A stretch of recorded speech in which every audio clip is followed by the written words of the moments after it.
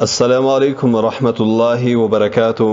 محترمو سامعینو، زموږ د نن ورځې د حدیث موضوع بیا هم د غیبت بیان دی. نن به ستاسې ودرانه حضور ته بیا هم 2 یا 3 حدیثه پیش کو. اول حدیث د حضرت ابي بکرته رضی الله عنه مبارک دی. د مبارک فرمایي چې د الله رسول صلی الله علیه وسلم په خطبه کې د حجة الوداع و فرمایله چې بېشکه انسانانو ستاسې ویني، ستاسې مالونه، ستاسې عزتونه دا حرام دي پر تاسو باندې.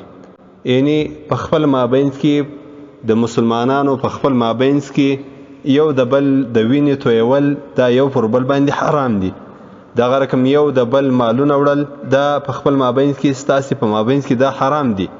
دغه رقم یو د بل عزت پورته کول، د یو او د بل بېعزتي کول، یعنی د یو چا د عزت خیال نه ساتل بلکې د هغه بېعزته کول په خبرو سره، په قصو سره، یو په بل پسې خبرې کول، د یو د بل عزت لوټول دا هم ستاسې په مابینځ کې حرام دي. د الله رسول صلی الله علیه وسلم وفرمیل د دغو شیانو حرمت، یعنی په مؤمن باندې د مؤمن وینه، د ده مال، د ده عزت دا داسې حرام دی، د دې وړل داسې حرام دي لکه حرمت او عزت د دغې ورځې. د الله رسول صلی الله علیه وسلم فرمایي لکه په دغه ورځ باندې چې په تاسې باندې پر حجانه باندې ټوله شیان حرام دي، او دغه رقم لکه حرمت او عزت د دغې میاشتې، او دغه رقم لکه حرمت او عزت د دغه ښار. د الله رسول صلی الله علیه وسلم وروسته وفرمیل ای انسانانو، ما تاسو ته خپل حق ادا کړئ. د دغه اخري تورو ترجمه علماء کرامو په دې سره کړې ده: اللهم قد ادیت الرساله وحفظت الامانه وقلت ما احببت. ای الله، ما رسالت و خلکو ته ورسوي او د امانت حفاظت مې وکړي. یعنی دغه امانت چې الله رب العزت را کړی و د نبوت امانت، دغه حفاظت مې وکړي، یعنی دا مې خپلو مستحقینو ته ورسوي، او هغه خبرې مې یا الله ستا او بندگان ته ورسولې چې ستا خوښ وي. د دغه حدیث روایت بخاري او مسلم دواړو کړی دی.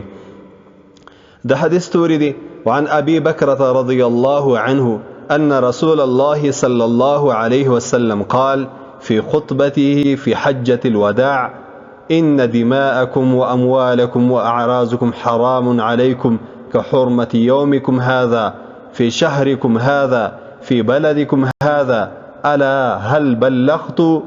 رواه البخاري ومسلم وغيرهما.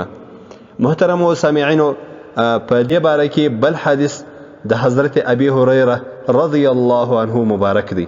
د مبارک فرمایي چې د الله رسول صلی الله علیه وسلم وفرمایل چې الله رب العزت هر مسلمان پر بل مسلمان باندې حرام کړی دی، یعنی د وینې پر د بل مسلمان باندې حرام دي، د عزت او د مال د ټوله پر حرام دي.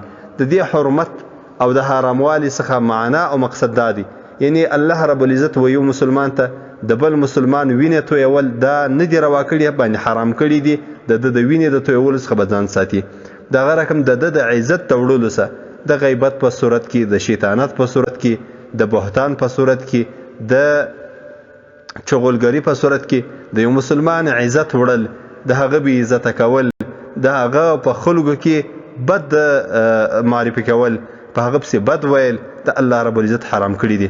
دغه رقم د مسلمان مال وړل، د هغه بې اجازې، دغه بې اذنه، دغه بې مشورې د یو چا مال وړل د الله رب العزت حرام کړي دي پر مسلمانانو باندې. دغه حدیث روایت بیا مسلم شریف او ترمذي کړی دی.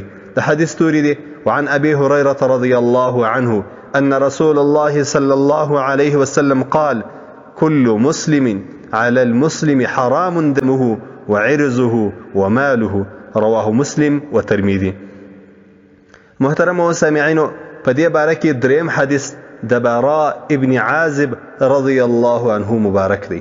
د مبارک فرمایي چې د الله رسول صلی الله علیه وسلم فرمایل چې د ربا 2 دروازې ده، یعنی د ربا د سود 2 دروازې دي، 2 مرتبې دي، 2 درجې دي. در ټولو کمه ګناه او کمه دروازه او کمه درجه او کمه مرتبه د سود د داسې ده لکه سړی چې خپل یو مور ته د زنا دپاره راځي، لکه سړی چې د خپلې مور سره د زنا او د شهوت تفریح کېدو په غرض باندې خپلې مور ته راځي. دا در ټولو کمه او هغه لیږ او اکشنۍ دروازه اکشنۍ مرتبه یې دا ده چې د سړی د خپلې مور سره یو ځای کېږي، دغونه سخته ګناه ده، د ربا او د سود ده.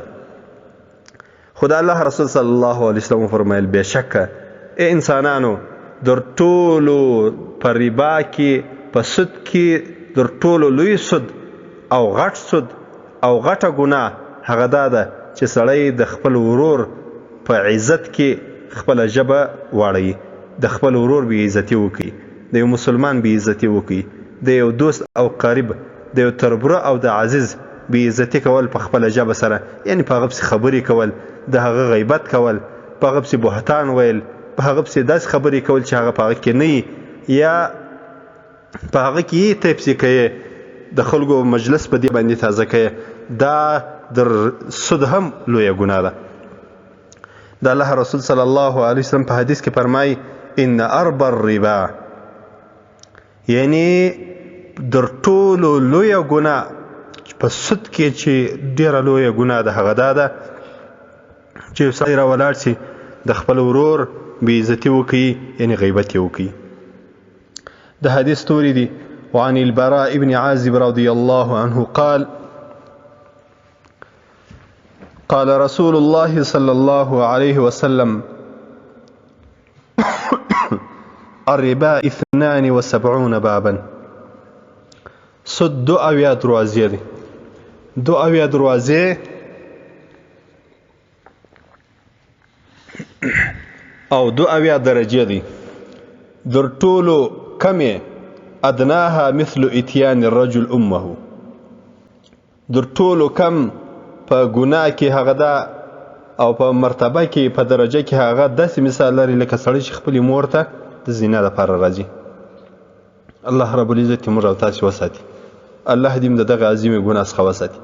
خو د الله رسول صلی الله علیه وسلم در سود هم د مسلمان عزت لوټول، د مسلمان بې عزتي کول د غیبت په صورت کې در دغه هم غټه ګناه بولي. وان اربا الربا استطالة الرجل في عرض اخیه، در ټولو لوی سود او لوی ګناه چې در سود هم غټه ګناه ده هغه دا ده چې سړی د خپل ورور بې عزتي وکړي، یعنې د هغه غیبت وکړي، په هغه پسې بد ووایي.